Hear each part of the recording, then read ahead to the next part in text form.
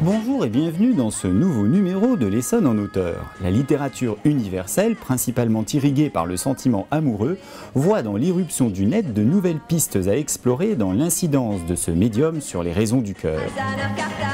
Hacker est justement le coup de cœur de rentrée de l'Essonne en auteur et le titre particulièrement pertinent qu'ont choisi de donner les étudiants en Master 2 des métiers de l'édition et de l'audiovisuel de la Sorbonne Paris 4 au recueil qu'ils ont publié dans la maison d'édition du même nom.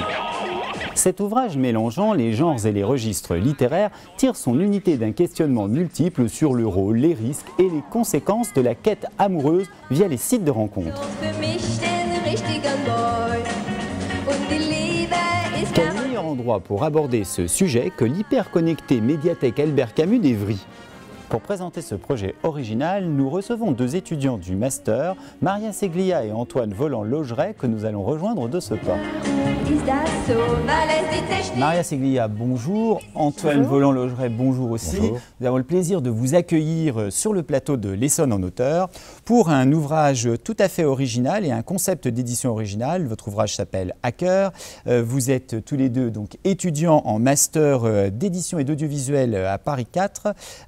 Et alors, je voudrais tout de suite me faire l'avocat du diable concernant ce livre, où on va voir que le net dans la rencontre amoureuse a un rôle plus ou moins bon. Pourquoi? Parce que nous sommes connus comment? Par le net. Donc finalement, le net a quand même des vertus. Sans Internet, ce n'était pas de la rencontre amoureuse, je m'empresse de le préciser, c'était simplement Internet, mais sans Internet, nous ne serions pas là aujourd'hui. Alors écoutez, la première question que je voudrais vous poser, puisque je mentionnais qu'il s'agissait d'un concept éditorial original, c'est d'expliquer à nos téléspectateurs comment ce livre Hacker a été édité. Alors en fait, on est un master d'édition à la Sorbonne. Voilà. Et tous les ans, on a la possibilité de réaliser un livre. Donc on crée notre propre maison d'édition, on va chercher nos auteurs et on va réfléchir à la thématique, à la graphique aussi, justement donc pour faire un livre. Ensuite, on va s'occuper nous-mêmes de la promotion, de le vendre dans des salons et d'en parler autour de nous, auprès des journalistes et notamment auprès de vous, puisque vous nous avez accueillis dans votre émission. Merci. Alors, en fait, je vais vous laisser peut-être compléter, mais tout de suite, je précise quelque chose. Donc, il s'agit à chaque fois, si j'ai bien compris, d'une maison d'édition temporaire, c'est-à-dire elle dure le temps de vos études, le temps du master. C'est ça. D'accord. Et vous faites, là, vous venez de plus ou moins l'énoncer, absolument tout le travail de la chaîne de l'édition. Oui. On est bien d'accord. Alors, est-ce que vous vouliez rajouter quelque chose? Je vous ai coupé peut-être dans votre élan. Non, c'était simplement... donc la thématique cette année nous avait été imposée, donc on nous avait demandé de faire un livre sur le coup de foudre 2.0 et auquel il fallait qu'on trouve un axe plus précis. Donc on a choisi l'axe du piratage, d'où le nom Hacker. Voilà, avec un jeu de mots. Avec un ce qui est jeu de le mots. hacking, évidemment le mot cœur qui renvoie au sentiment amoureux. C'est cela. Donc on a choisi de mettre en fait le piratage pour ajouter du hasard dans les algorithmes des sites de rencontres et de mettre une tierce personne dans un duo amoureux. D'accord. Alors je pense qu'on a compris à peu près le projet éditorial, mais on peut maintenant se demander, parce que finalement il est double, il y a un projet éditorial et puis il y a un projet d'écriture à l'intérieur. Et certains ont la double casquette. Alors moi j'ai trouvé votre texte, vous pourrez nous le présenter dans quelques instants, mais je n'ai pas trouvé le vôtre, vous n'avez donc rien écrit. Si, j'ai écrit un texte. Alors, j'ai pas vu Antoine Voland-Logeret. Parce qu'il écrit sous pseudonyme, mais... Ah bon? Alors c'est quel pseudonyme? Justement, je ne vais pas vous le révéler. Parce que... Je ne vais pas le révéler, bon d'accord. Pourquoi est-ce que vous avez décidé d'écrire sous pseudonyme? J'ai décidé d'écrire sous pseudonyme parce que c'était un projet étudiant, donc je pouvais me permettre d'écrire éventuellement dedans. Mais je considère que le métier d'éditeur, c'est quelqu'un qui va être au service de l'auteur. Donc il va s'effacer dans son ombre pour l'aider à travailler son texte. C'est pour ça que je n'ai pas voulu faire apparaître mon nom personnel dedans, pour faire bien la distinction entre la personne qui a écrit, qui n'a pas envie d'être connue, et l'éditeur qui a fait le travail et qui ne doit pas être connu non plus. Mais c'est une réflexion extrêmement mature. Et alors, par exemple, si vous voyez éditeur, on verra ça à la fin de notre entretien, mais si vous étiez éditeur, c'est quelque chose avec lequel vous seriez intransigeant, c'est-à-dire que vous ne vous auto-éditeriez pas, par exemple. Certainement pas. D'accord. Est-ce que vous avez les mêmes scrupules moraux? Est-ce que vous avez le même problème éthique? Alors oui, mais... vous, j'ai trouvé votre nom quand même. Ah oui, mais j'avais un éditeur qui était une autre étudiante. On a mis... quand j'ai proposé mon texte, il était sous pseudonyme pour ne pas influencer mes camarades dans le choix du texte. Ensuite, j'ai retravaillé, au même titre que tous les autres auteurs, j'ai retravaillé mon texte avec une de mes collègues étudiantes pour faire ce travail éditorial-là.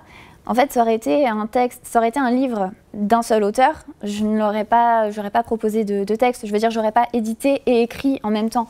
Mais là, comme j'avais des textes dans lesquels je pouvais être éditeur et un texte dont j'étais l'auteur, ça m'a pas posé spécialement de problème.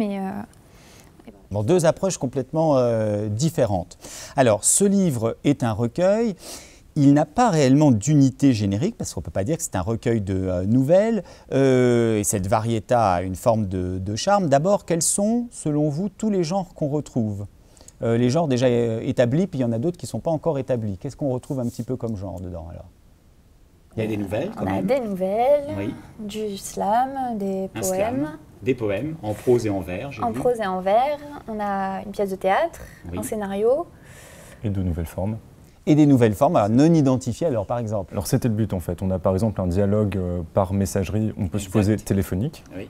Mais là on a voulu aussi garder un certain flou là-dessus, parce que lorsqu'on a fait un appel à contribution oui. pour avoir des auteurs intéressés, on ne voulait pas les limiter sur la forme justement, pour voir dans le thème en fait ce qu'on pouvait inventer de nouveau, ce qu'on pouvait proposer qui soit simplement qui essaye de réfléchir à de nouvelles formes littéraires.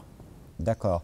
Alors oui, on voit par exemple la conversation téléphonique, je ne sais pas si ça va passer à l'écran, mais la conversation téléphonique, elle est l'échange SMS, il est quand même suggéré par le graphisme où on semble reconnaître un écran de téléphone portable. Alors, autre chose qui m'a frappé, c'est la diversité aussi des tons. C'est-à-dire qu'on trouve donc des textes qu'on peut qualifier de littéraires, en un sens, mais on trouve aussi parfois, vous avez dit du slam, donc un langage beaucoup plus relâché. Et la question que je voulais vous poser, c'est est-ce que quel a été l'impact de la communication par net et plus spécifiquement de la communication amoureuse par net sur le langage? Parce qu'il y a quand même toute une tradition littéraire, du très beau langage pour l'échange amoureux, on pense à la poésie, le théâtre, etc. Bon, là maintenant on est passé à la communication par net, justement. Est-ce que ça a un impact sur le type de langage amoureux? Ça dépend des personnes impliquées. Comme sur Internet on fait des profils, oui. À mon avis, les personnes qui s'adressent entre elles avec des profils différents ne vont pas utiliser le même vocabulaire, vont avoir un vocabulaire qui est lié aussi à leur milieu culturel et à leur centre d'intérêt aussi. Mais alors vous semblez dire que le net n'aurait eu aucun impact finalement? Si, dans le sens où le texte, c'est la seule chose que l'autre voit de nous. Je veux dire, on n'a pas... Oui, dans les voilà, il n'y a pas de visage, il n'y a pas de code vestimentaire, rien du tout. Il n'y a même pas le ton dans la voix. Donc, ce que ça a changé, c'est que peut-être quelqu'un qui va peut-être mieux parler pour avoir une meilleure approche. Quand on écrit un mail à un professionnel, on ne va pas utiliser des raccourcis, on va utiliser certains mots plutôt que d'autres.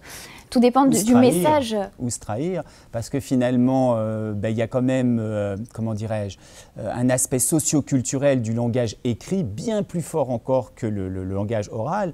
Et quelqu'un qui va chercher à faire des efforts, mais qui n'en a pas forcément toutes les bases, va se trahir d'autant plus. Mais dans une conversation instantanée, on va écrire aussi de façon instantanée. Ouais. Donc on va faire des erreurs ou on va utiliser des tics de langage, peut-être plus. Des personnes qui écrivent bien à la base. Ouais. Ouais. Et ça ne sera pas forcément si différent finalement qu'une conversation orale avec des codes et des raccourcis. Alors on voit qu'il y a une diversité générique, une diversité de tons qui fait vraiment le charme du livre. Il y a des histoires absolument incroyables. Bon, il y en a une qui m'a particulièrement marqué, beaucoup m'ont marqué, mais celle qui m'a le plus marqué, c'est cette très jeune fille qui a comme idéal masculin un garçon boucher, bon, de 20 ans de plus qu'elle, elle le précise bien, 49 ans exactement, et elle se retrouve avec Louis Aragon. Alors ça, celle-là, elle vient de loin quand même, cette nouvelle. Mais à côté donc de cette diversité de tons et cette diversité générique, il y a une unité de composition autour de 3 axes, et vous allez m'expliquer un peu pourquoi vous avez constitué ça comme ça. Donc en fait, votre recueil se constitue autour de 3 parties. Première partie qui s'appelle Online, et qui est d'ailleurs très bien symbolisée dans l'ouvrage par un sigle Power au début. Ensuite, la deuxième partie, c'est la partie justement Hacker, et la troisième partie, c'est la partie Next Gen. Alors, je ne sais pas si je le prononce bien. Pourquoi est-ce que vous avez organisé tout votre travail autour de ces 3 axes ? Alors en fait, on avait beaucoup, donc, comme vous l'avez dit, de textes différents, sur des thèmes différents. Et on s'est demandé comment leur donner une unité, comment faire notre chemin de fer, c'est-à-dire comment mettre l'ordre, les textes dans un ordre cohérent. Et Donc on a choisi de les mettre par thématique, c'est-à-dire donc dans la première partie online, il n'y aura que des êtres humains utilisant des ordinateurs. Dans la deuxième partie, donc il y aura toujours que des êtres humains, mais avec un hacker en plus. Et dans la troisième partie, ça sera des dialogues avec peut-être des intelligences artificielles ou des robots. Ou, il y aura quelque chose un peu de l'ordre de la science-fiction, parce que ça n'existe pas encore, ce sera plus de l'ordre du 3.0 en fait. D'accord. Et ça, c'est quelque chose qui s'est décidé comment? Vous parliez tout à l'heure d'une sorte de comité de rédaction, il y a eu une espèce de concertation pour faire ce recueil? On a reçu environ 80 contributions au total, images et textes. Ah oui. Il n'y a pas 80 contributions? Non, on a fait une sélection drastique. Oui. En fait, où on a tous lu tous les textes et ensuite on s'est réunis, on les a défendus, on a procédé à des votes. Parfois, on a eu par exemple un texte qui avait eu peut-être un certain nombre de votes contre, mais une personne qui avait été particulièrement touchée par lui a pu faire des déclarations enflammées pour le remporter sur le fil, mais parce qu'elle a réussi à convaincre justement. Donc on a vraiment fait une concertation sur les textes. Et finalement, vous avez reproduit exactement ce qui se passe dans les comités de lecture des maisons d'édition. C'était le but aussi, justement, de nous mettre en condition, en fait. D'accord. Mais vous avez dit aussi quelque chose qui m'a interpellé. Moi, je croyais que, parce que je ne vous connais pas, en fait, je vous ai rencontré une fois donc, au Salon du Livre suite à un échange de mails. Et puis ensuite, nous avons convenu de ce rendez-vous. Mais je ne connais donc pas individuellement chaque étudiant. Vous êtes combien dans ce master? 15. Bah, c'est pas beaucoup. Non. 15. Et c'est beaucoup en même temps. C'est un master très sélectif? Oui. D'accord, donc vous êtes fier et vous avez sûrement des qualités pour appartenir à ça. Mais vous disiez que tous les textes n'étaient pas écrits par les étudiants. Non, il y en a très peu qui ont été en fait écrits par les étudiants eux-mêmes. Mais alors comment vous avez procédé pour avoir ces textes? Auprès de qui? Qui sont les auteurs? Comment vous faites pour avoir tous ces textes? Donc on a fait des appels à contribution, c'est-à-dire on a fait des affiches par lesquelles on demandait aux auteurs, on disait notre thème, on leur disait voilà la deadline, combien de signes il nous fallait, etc. On a essayé de propager ça sur nos murs Facebook, sur les réseaux sociaux. On a aussi fait une vidéo d'appel à contribution qu'on a mis sur YouTube, sur notre chaîne. Enfin, c'était beaucoup de communication par rapport à ça. Et vous avez songé à contacter des auteurs extrêmement connus? Vous avez essayé d'avoir un gros nom, une grosse signature? On a essayé. Alors vous me direz des noms ou pas? C'est pas honteux. Alors qu'est-ce que vous avez approché? De qui vous auriez aimé avoir un texte, par exemple? Alors, on aurait aimé avoir des textes, notamment donc, de Marianne Satrapi. D'accord, oui. Je crois que c'est une auteure d'origine iranienne, n'est-ce pas? Oui, tout à fait. Qui a fait notamment Persépolis. Absolument, voilà, qui est très connu. Bon, ça n'a pas pu aboutir, elle n'avait pas le temps. D'accord. Mais on a aussi des auteurs professionnels, ou en tout cas qui ont déjà été publiés dans plusieurs maisons d'édition, comme notamment Cindy Van Wilder, qui est quelqu'un qui a d'ailleurs un certain succès. Neil Jomunski aussi, qui a fait, si je me souviens bien, Un Nouveau Message. D'accord. Donc on a quand même des auteurs confirmés qui sont venus écrire avec nous. D'accord.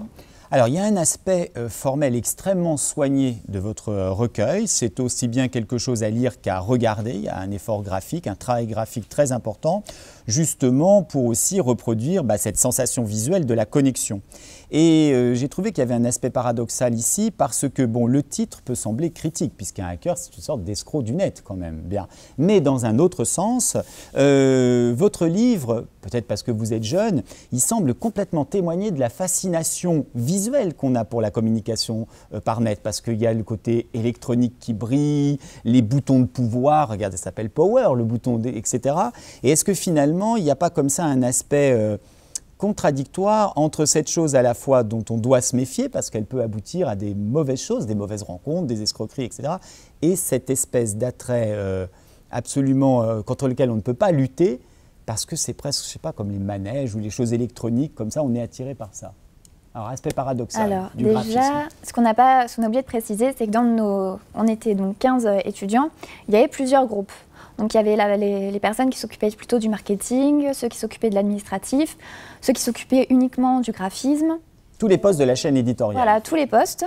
Donc du coup, ce groupe-là, du groupe graphisme, donc, a décidé, donc on ne voulait pas tomber dans le cliché du livre qui ressemblait à une tablette ou à un ordinateur et tout ça. On voulait vraiment que ce soit quelque chose de très chic, de très pop. C'est le cas. Et donc ils sont plus... Mais d'un autre côté, ils ont quand même essayé de garder quelque chose de très...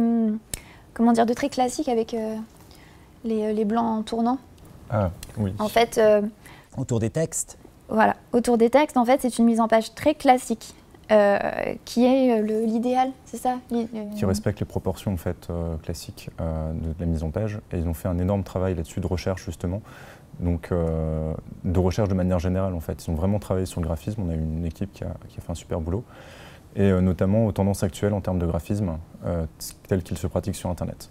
Mais ma question, elle était la suivante. À travers le graphisme de votre ouvrage, est-ce qu'on ne devient pas plus vite un geek qu'on ne le croit parce que le net a la beauté du diable? Est-ce qu'il n'y a pas un côté fête foraine attirant de se connecter à un ordinateur et qui explique cette fascination tout en sachant que c'est très dangereux, enfin, surtout dans la rencontre amoureuse? Il y a une culture visuelle de toute façon qui s'est développée avec Internet, même avec, quand on envoie des posts Twitter, Facebook et tout ça, il faut toujours mettre une photo, sinon ça va passer complètement inaperçu. Donc il y a vraiment cette culture visuelle. Il faut toujours une photo avec du texte, avec Internet. Et en fait, on voulait s'inscrire un petit peu dans cette tendance-là, c'est-à-dire la tendance de l'image. On voulait avoir beaucoup d'images et on en a eu. D'ailleurs, nos graphistes ont fait eux-mêmes beaucoup de visuels, c'est-à-dire toutes les entrées de parties, ce sont eux qui les ont conçus. Donc voilà, c'est vrai que Internet est très visuel et qu'on voulait un petit peu reproduire ça, quelque chose de beau qui attire, parce que c'est vrai que le livre attire beaucoup moins qu'avant, beaucoup moins que le multimédia. Surtout depuis qu'il est concurrencé justement par le net qui offre une palette bien plus grande, surtout l'interactivité, ne serait-ce que ça.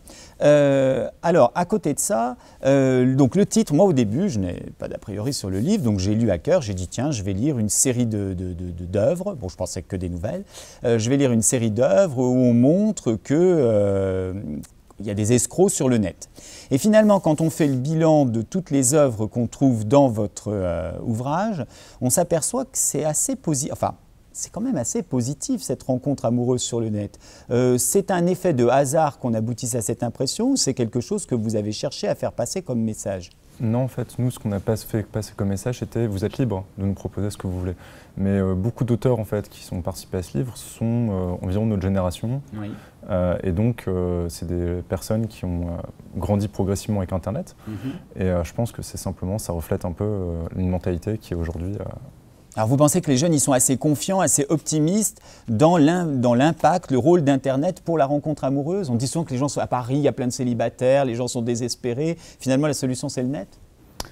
Je pense que ça permet de rapprocher des personnes qui ne se seraient pas trouvées autrement. Ça ne veut pas dire que ça va forcément fonctionner, mais avec des centres d'intérêt communs, des personnes qui sont peut-être un peu timides aussi parfois, ouais, ça peut vraiment fonctionner.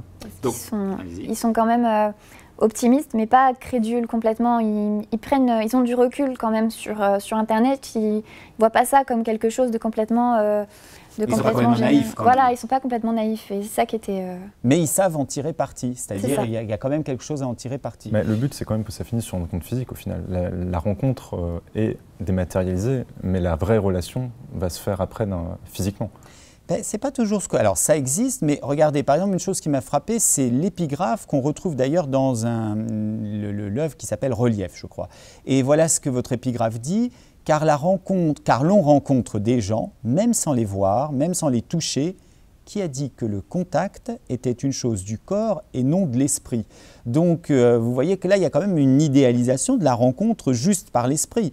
Alors évidemment, dans vos nouvelles, quand même, dans votre recueil, la plupart des personnages souhaitent une rencontre physique ou font une rencontre physique.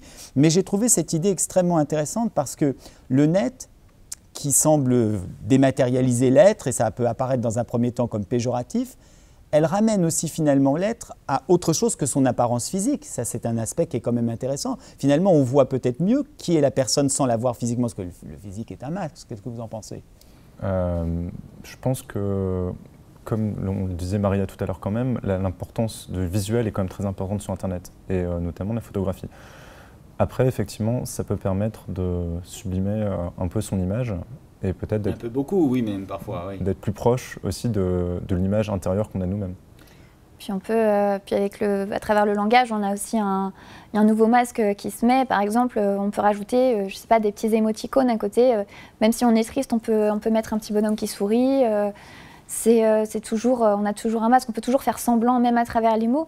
Mais il y a quand même ce qui ressort de ça, c'est qu'on peut quand même rencontrer quelqu'un sans le voir et on peut avoir une relation très intense avec cette personne, c'est-à-dire lui parler, être très intimement proche de lui sans pour autant le rencontrer physiquement. D'accord. Alors, est-ce que, d'autre part, je crois que vous êtes de formation littéraire à l'origine, est-ce qu'on peut dire que le net, et en particulier le chat amoureux, je ne sais pas si c'est ça qu'il faut dire, n'a pas relancé une forme d'épistolarité? Par mail, oui. Oui. Je pense, parce que justement, la communication par mail, on va travailler le mail, on va travailler le corps du texte. Et aujourd'hui, je pense que c'est au moins aussi important, voire plus que la lettre amoureuse. Oui. Et ça peut davantage toucher justement aussi. Parce que quand je regarde, par exemple, il y avait un texte qui est d'ailleurs très difficile à classer parce qu'il a comment dirais-je, le texte est présenté presque comme des strophes, mais ce n'est pas exactement non plus un poème, et surtout c'est un dialogue, ça s'appelle L'Anarchiste. Et c'est de Impératrice Sophie. Et là, on voit dans ce texte donc une femme qui... Enfin, d'abord, c'est un échange presque comme épistolaire. Ils ne sont pas ensemble, hein, ils sont séparés. On voit que la femme attend énormément de choses de l'homme. Elle a un mode d'écriture qui est assez classique. Et elle tombe sur un type qui, à chaque fois qu'elle avance ses pions, on va dire ça comme ça, lui, il est désespérant, extrêmement cynique et tout. Et j'ai trouvé que ça me rappelait un petit peu, avec quelques nuances stylistiques, mais les liaisons dangereuses. Et ça m'a aussi fait penser aux lettres portugaises de Guirag. Alors, c'est pourtant pas des références extrêmement contemporaines, comme ça, dans cette attente immense de la femme. Et puis, cette, non pas non-réponse de l'homme, mais cette réponse extrêmement sèche. Donc, est-ce qu'on peut dire qu'il y a une forme d'épistolarité qui s'est recréée par l'échange par net? On voit déjà qu'avec Internet, les textos et tout ça, on s'appelle beaucoup moins. Déjà. Donc ce qui ramène l'écriture au premier plan. On préfère toujours envoyer un texto plutôt que d'appeler directement la personne. Et du coup, il y a aussi les mails, comme disait Antoine tout à l'heure. Et ce qui change, c'est l'instantanéité. Oui. N'est-ce pas? Exact. Parce le côté très rapide. Le côté rapide et le côté très rapide et aussi l'attente qu'on a, parce que dès que ça commence à dépasser les 10 minutes où on a envoyé mail et qu'on n'a pas de réponse, tout de suite on s'inquiète. Ce qui n'est pas le cas des lettres qui mettaient du temps, de la correspondance qui mettait du temps à arriver. Donc on peut être peut-être plus spontané, plus, comme tu disais tout à l'heure, on réfléchit. On a moins le temps de calculer. Parce que regardez, quelqu'un comme Valmont dans Les Liaisons dangereuses, à quel point, mais il prémédite ce qu'il écrit, il le relit, il le lit à d'autres, etc. Est-ce que Valmont serait... Tiens, voilà une très bonne question. Est-ce que Valmont serait aussi bon en chat qu'il l'est en lettres au XVIIIe siècle? Peut-être que ces stratégies seraient aussi différentes. Et c'est ça. C'est ça qui est intéressant. Parce que... Alors c'est quoi les nouvelles stratégies de séduction aujourd'hui par le net, etc. Déjà, il faut faire attention parce que quand on répond à quelqu'un, il voit qu'on est en train d'écrire, par exemple. Oui. Donc on ne peut pas, si on écrit et qu'on efface, la personne se rend compte qu'on voulait dire quelque chose et qu'on a effacé. Sur un certain type de communication, par exemple sur Facebook, mais sur les sites de rencontres, je ne sais pas, ça se voit, on voit? Ça dépend si on est en dialogue. Ou si c'est juste des mails, oui, il y a beaucoup de supports dans lesquels on peut voir si la personne est en train d'écrire. Déjà même sur MSN, qui est un peu daté maintenant, mais... Ça existe encore MSN? Non, je ne crois pas. Je crois que ça a été racheté par Outlook, mais... oui, ça doit être... maintenant, ça... Voilà. C'est bon. Voilà. Donc même à 23 ans, on est déjà vieux, on a déjà des logiciels obsolètes. Donc voilà. Vous êtes Past Generation, alors c'est dire pour moi. Mais alors du coup... voilà aussi une question que vous avez l'air d'être très connaisseuse quand même. La question que je voudrais vous poser, c'est pour faire ce recueil, est-ce qu'on vous a contraint vous-même à vous inscrire sur des sites de rencontres pour voir comment ça se passait en vrai, ou est-ce qu'il y en a qui d'ailleurs n'avaient pas besoin qu'on les y pousse, ils y étaient déjà? Qu'est-ce qui s'est passé? Est-ce qu'il y en a qui ont fait, vous savez, un peu comme Zola, aller au bord des mines pour voir comment ça se passait? Qui s'est inscrit sur des sites de rencontres pour voir comment ça se passait? Est-ce que ça a eu lieu? On y a été invité. On y a été invité. Moi j'ai profité. Alors moi je me suis inscrit sur 3 sites de rencontres. D'accord. Et j'ai demandé à des amis qui n'y étaient jamais allés de le faire aussi. D'accord. D'autres qui étaient déjà, avec qui j'ai pu en discuter. Mais par contre, c'était uniquement de l'observation dans mon cas, parce qu'on a un de nos étudiants, effectivement, qui a créé un profil et qui a joué avec, en fait, justement, pour voir jusqu'où on pouvait aller là-dedans. Voilà. D'accord. Sinon, moi aussi, j'ai regardé comment c'était, et puis j'avais déjà des amis qui étaient sur des sites de rencontres, qui avaient rencontré plusieurs personnes par ce biais-là, donc j'avais un petit peu de connaissances avant. Et est-ce qu'il y en a qui ont fait des rencontres en vrai, du coup? Vous savez s'il y a une belle histoire d'amour qui est née du projet d'études et finalement, sur le terrain, ça a donné quelque chose. Est-ce que ça a eu lieu, ça? Non. Par contre, on a un couple qui a écrit, donc les deux personnes ont écrit des textes dans notre ouvrage. Justine et Jean-Charles. Voilà, Justine et Jean-Charles. D'accord. Alors, en même temps, on peut se demander si on n'a pas une attitude schizophrène par rapport à la rencontre par net. Pourquoi? Parce que si on s'y inscrit, c'est qu'on y croit. Et en même temps, on a l'impression que les gens, par la suite, ils savent que ce n'est pas très sérieux, etc. Du coup, on a l'impression qu'ils ne s'investissent pas. Donc, il y a une attitude complètement contradictoire. Est-ce que vous partagez cette chose-là? Ils sont méfiants. Parce que, justement, sur Internet, on peut aussi tricher. Oui. Mais pour autant… Oui, mais alors est-ce que le fait de se lancer dans quelque chose où on sait qu'il y a un doute, c'est pas contradictoire avec le fait d'en attendre quelque chose? En fait, souvent, si vous parlez avec des gens qui sont sur des sites de rencontres, ils vont dire « Ah, j'ai fait ça pour rigoler.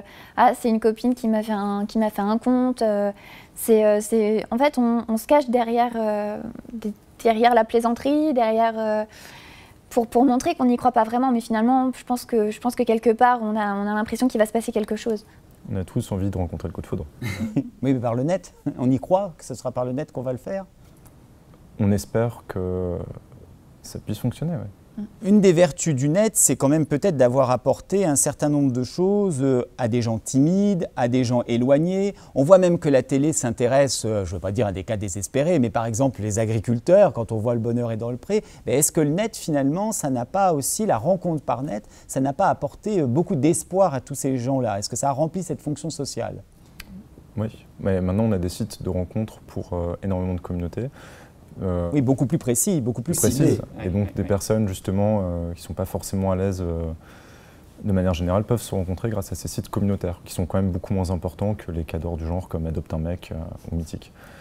Parce qu'il y a aussi des personnes qui se sont séparées, qui ont 40-50 ans, qui se sont séparées, qui ne savent pas forcément, ils ne vont pas aller en boîte pour rencontrer quelqu'un, ils ne vont pas aller dans les bars, donc ils vont s'attacher à des sites de rencontres, mais plus sérieux que Adopte un mec. Ça va plus vite, parce que tout d'un coup, on a un panel, enfin, avant qu'on puisse rencontrer autant de personnes en si peu de temps. Maintenant, on peut faire, je connais des personnes qui font une rencontre par soir et 5 par semaine. Alors ça, c'est une très bonne remarque, ça me permet de poser une nouvelle question. Est-ce que finalement, quand on est face comme ça à un mur de sites de rencontres, on n'a pas la tentation de la collection et du catalogue? Donc Jean reviendrait, il aurait de quoi faire, là il n'y aurait plus autant d'efforts à faire.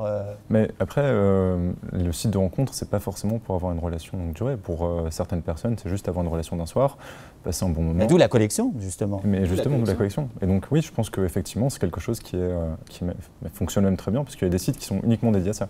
Parce qu'on se met aussi dans des cases, en remplissant notre description, on se met dans des cases. On se met dans la case des cheveux bruns, des yeux bleus, tant de centimètres. Enfin, je veux dire, on est vraiment un produit standardisé. On est vraiment, oui, et Adopte un mec justement à jouer là-dessus.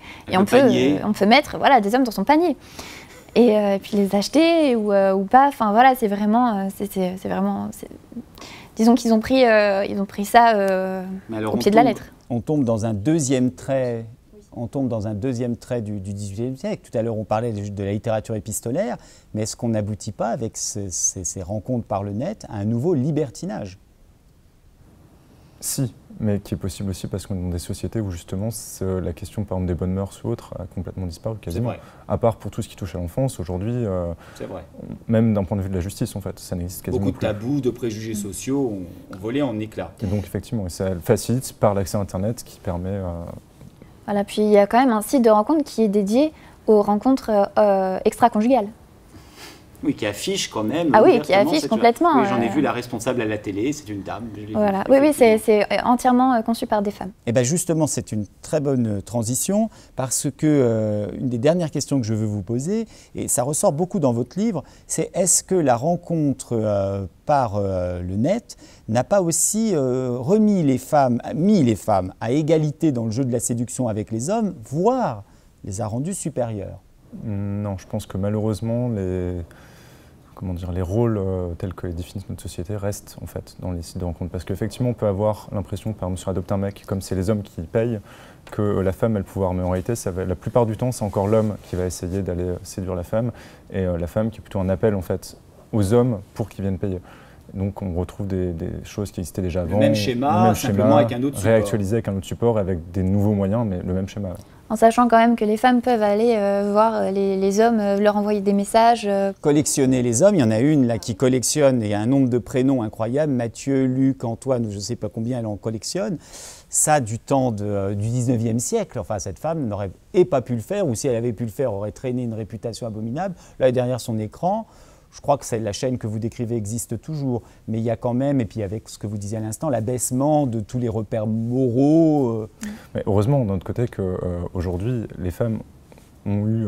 Enfin, il y a encore une forte inégalité homme-femme, mais heureusement que cette inégalité a tendance à disparaître. Ah mais je m'en réjouissais quand j'ai posé cette question. Mais malheureusement, elle est toujours présente, et dans les faits, c'est toujours... Une femme qui s'inscrit sur un site de rencontre va recevoir énormément de messages de la part d'énormément d'hommes.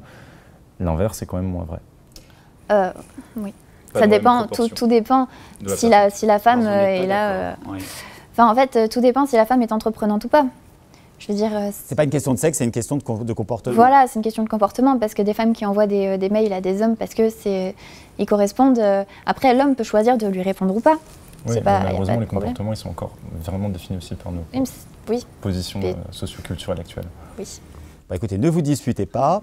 Nous voudrions savoir maintenant, en guise de conclusion, voilà, vous vous êtes lancé dans des études ambitieuses, des études dans le secteur de l'édition, qu'on dit parfois être un secteur en crise.